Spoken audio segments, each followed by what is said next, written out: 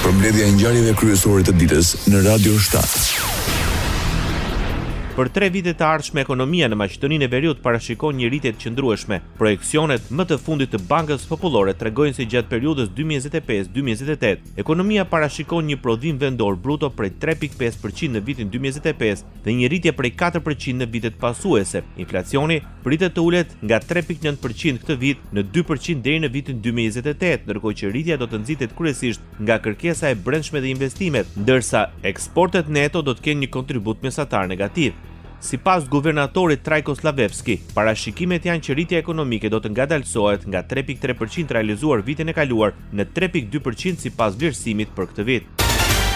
Maqedonia e Veriut rrit me 2% eksportin e mallrave në krahasim me periudhën janar-shtator të vitit 2025. Vlera e përgjithshme e eksportit të mallrave nga Republika e Maqedonisë së Veriut në periudhën janar-shtator të vitit 2025 arriti në rreth 6 milion euro. Vlera e mallrave të importuara ndërkaq që arriti në 8.5 milion euro, që është 3.5% më shumë krahasuar me vitin e kaluar, njoftoi enti statistikave. Ndikim në rritjen e eksporteve më së shumti kanë pasur metalet e çmuara ose përbërjet e tyre. Në periudhën janar-shtator të vitit 2025, sipas vëllimit përgjithshëm të tregtisë së jashtme, më së shumti është tregtuar me Gjermaninë, Britaninë e Madhe, Kinën, Greqinë dhe Serbinë, të cilat përbënin 47.7% të vëllimit përgjithshëm të tregtisë. Vendet anëtare të Bashkimit Evropian përbënin 59.6% të shkëmbimit përgjithshëm. Mungesa e rreshjeve të shiut në Maqedoninë e Veriut vendos në vështirësi rezervat hidrike të vendit. Para fillimit të dimrit dhe kulmit të sezonit të ngrohjes, akumulimet dhe hidrocentralet në Maqedoni janë në nivel. Nga elektranat e Maqedonisë së Veriut thonë se në këtë periudhë të vitit vetëm 25% e energjisë elektrike të prodhuar sigurohet nga hidrocentralet. Megjithatë, garantohet se sistemi energjetik mbetet i qëndrueshëm. Bekim Sali do të pasojë zëdmëgjitjen si zëvendës kryeministër të parë të Republikës së Maqedonisë së Veriut. Zëdhënësi i koalicionit Vlen, Driton Sulejmani, konfirmoi se vendimi vjen pas zgjedhjes së zëdmëgjitjes së kryetarit komunës së Çajirit. Krahas asaj pritet që dikush tjetër të emërohet në detyrën e ministrit të mjedisit dhe planifikimit hapësinor në Republikën e Maqedonisë së Veriut. Rajoni. Kryeministri në detyrë i Kosovës Albin Kurti përshëndet fitoren e koalicionit Vlen në zgjedhjet lokale në Maqedoninë e Veriut. Ai tha se ata triumfuan me punë të ndershme dhe se fitoria e tyre ishte konfirmimi i qeverisjes së mirë. Nga Çajiri në Tetov, Vleni ka arritur të fitojë në 10 komuna në Maqedoninë e Veriut. Sipas tij, në 15 muajt e parë në pushtet, Kosova dhe Maqedonia e Veriut sikur më parë kanë thelluar raportet fqinjësore. Qeveria e Kosovës mirëpret zhvillimet demokratike në Maqedoninë e Veriut si një dëshmi e perspektivës europiane të partneritetit dhe aleatit ton, shkruan Albin Kurti. Ish presidenti Hashim Thaçi do t'i drejtohet gjykatës kushtetuese të dhomave të specializuara në akt. Ky hap vjen pasi gjykata apelit refuzoi mocionet e paraqitura nga mbrojtja për veçimin e procedurës dhe kundërshtimin e vendimit për konfirmimin e akt akuzës ndaj tij, duke vlerësuar se ato nuk bien ndesh me jurisdiksionin e dhomave të specializuara. Vendimi i apelit u mor më 28 tetor 2025, por mbrojtja pretendon se ky vendim nuk ka adresuar shkelet e pretenduara të drejtave të Hashim Thaçit. Për këtë arsye, ekipi i mbrojtjes njoftoi se do të përdorë të drejtën për t'u drejtuar kushtetueses përpara se çështja të kalojë për shqyrtim nga trupi gjykues. Oda ekonomike e Kosovës akuzon zyrën e rregullatorit për energji se ka dëmtuar interesat e bizneseve. Kryetari i saj Lulzim Rafuna, pas seancës gjyqësore ku diskutua procesi i liberalizimit të tregut të energjisë, pretendon se procesi nuk ka shkuar në përputhje me ligjin dhe direktivat europiane. Sipas tij, bizneset janë dëmtuar materialisht me veprimet e zyrës së rregullatorit për energji.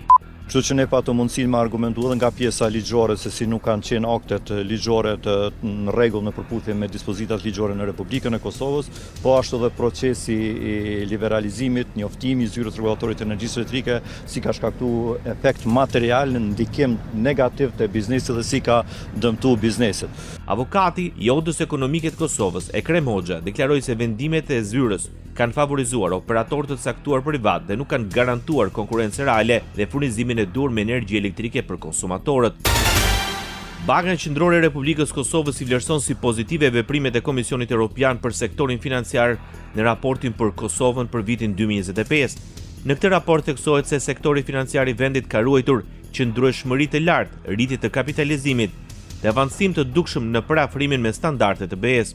Sipas raportit, sektori bankar i Kosovës vazhdoi të zgjerohet me ritme të qëndrueshme duke ruajtur nivelet e mjaftueshme të kapitalit dhe likuiditetit. Në të përshëndetet rritja e kapitalit rregullator të bankave mbi minimumin e kërkuar, ndërsa raporti i kredive jo performuese mbeti në nivelin historikisht të ulët. Radio 7, zëri pozitiv I qytetit. Koalicioni Pro Familjes protestoi para Kuvendit të Shqipërisë kundër miratimit të projektligjit për barazinë gjinore. Në emër të koalicionit, pastor Akil Pano paraqiti para qytetarëve dhe njëra argumenta sepse ky projekt nuk duhet miratohet.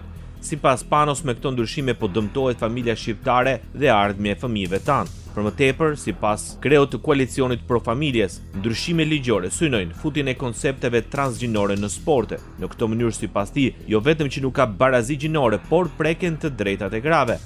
Nëse ky projektist do kaloj, atëherë jeni duke shkruar shkatrimin e familjes, shkatrimin e fëmijëve, shkatrimin e Shqipërisë. Flasim për transformimin e identitetit shoqëror shqiptar, transformimin e gjuhës së shkruar, gjuhës komunikimit, gjuhës ligjit. Flasim për sanksione. Pano kishte edhe një apel për kryetarin e grupit parlamentar të Partisë Socialiste Tauland Balla. Miq, ka ardhur koha që shqiptarët bëhen bashkë dhe t'i bëjnë ballë.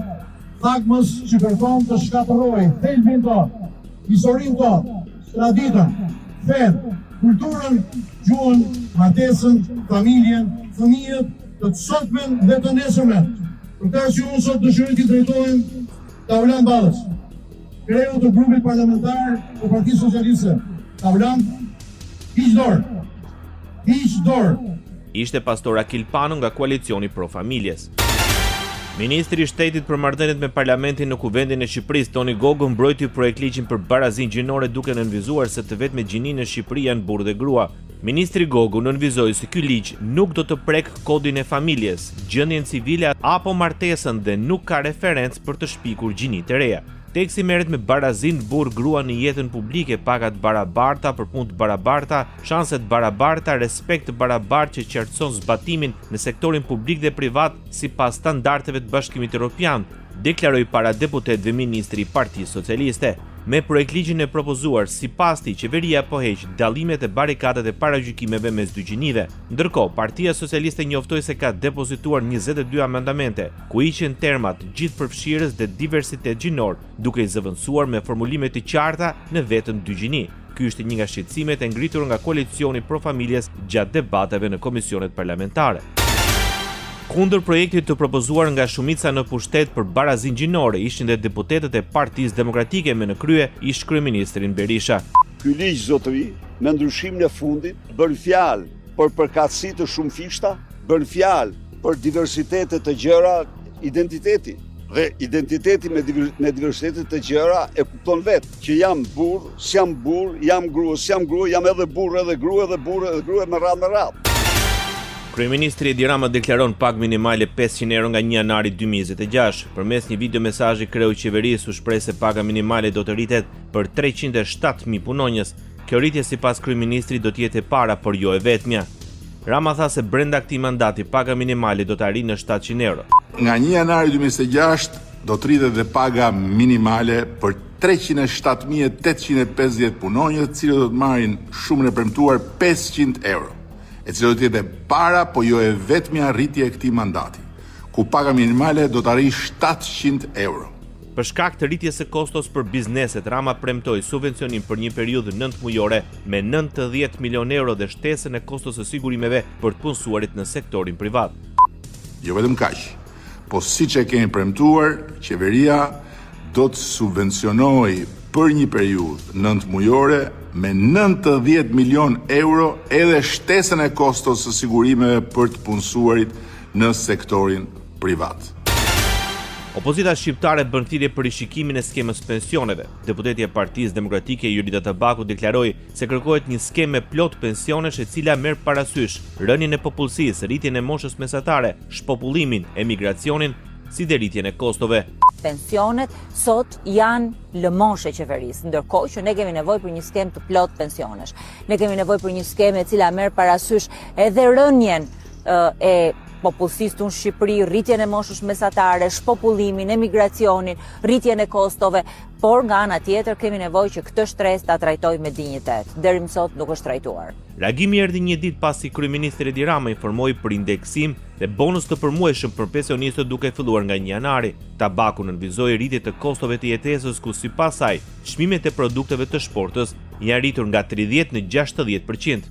nga 60 lek në ditë në qytet në 20 lek në ditë në fshat. Dhe çfarë mund të bëjë një pensionist me një kafe më shumë? Një pensionist që ka përjetuar një rritje çmimesh që ka shkuar pothuajse 30 deri në 60% për produktet e shportës, me barnat e rritura, me shpenzimet e jetesës të rritura, me parat që vijnë nga fëmijët të zhvlerësuara dhe të rëna prej zhvlerësimit të euros, a e shpëton kjo një pensionist? E jeton një pensionist me dinjitet vetëm prej kësaj? Kjo është pothuajse e pamundur, sepse rritja e qëndrueshme ekonomike, konsolidimi fiskal, mirëqenia sociale dhe përshpejtimi i integrimit evropian janë themelet e projekt buxhetit për vitin 2026 sipas Ministrit Financave të Shqipërisë. Në konferencën e kryetarëve në Kuvend, Petrit Male vlerësoi se projekti parashikon rreth 887 miliard lekë shpenzime publike me fokus në mirëqenien sociale, investimet për infrastrukturë moderne, zhvillimin e energjisë së gjelbër, digitalizimin e shërbimeve dhe forcimin e kapitalit njerëzor.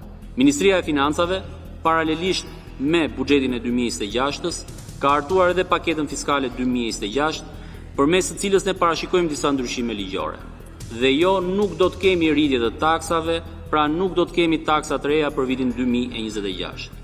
Sipas Ministrisë Financave, për vitin 2025, rritja ekonomike parashikohet 3.9% e mbështetur në konsumin e brendshëm, investimet, turizmin, ndërsa papunësia zbret në nivelin historik prej 8.5% dhe inflacioni në 2.2%. Të ardhurat buxhetore për vitin 2026, sipas Ministrit Financave, parashikohen në 823.1 miliard lekë ose 29.6% e prodhimit të brendshëm bruto, me një rritje prej 52.9 miliard lekësh krahasuar me vitin 2025. Krahasuar me buxhetin e vitit 2025, do të jetë rreth 51.7 miliard lekë më shumë në argën e shtetit. Burimet kryesore të rritjes janë rreth 13.6 miliard lekë nga efektet e politikave të reja tatimore dhe buxhetore propozuar për vitin 2026, rreth 20.9 miliard lekë të ardhura shtesë nga rritja ekonomike dhe rreth 12.3 miliard lekë të ardhura shtesë nga zbatimi i masave të strategjisë afatmesme të ardhurave. Në seancën e ditës së njëjtë, Partia Socialiste miratoi dhe kalendarin për projekt buxhetin 2026, ndërsa opozita kërkoi votimin e tij me paketën fiskale. Gjatë vitit 2026, tatimi për rivlerësimin e pronës do të jetë vetëm 5%. Sipas Ministrit Financave, Petrit Male, projekt buxheti 2026 parashikon uljen e tatimit nga rreth 15% që është sot. Rivlerësimin e pasurive të paluajtshme. Norma e rivlerësimit do të jetë 5% dhe do të zbatohet për gjatë gjithë vitit 2026. Në projekt buxhetin 2026 është parashikuar dhe artimi një paqe fiskale si një reformë që synon të ndërtojë një marrëdhënie të re besimi mes biznesit dhe shtetit.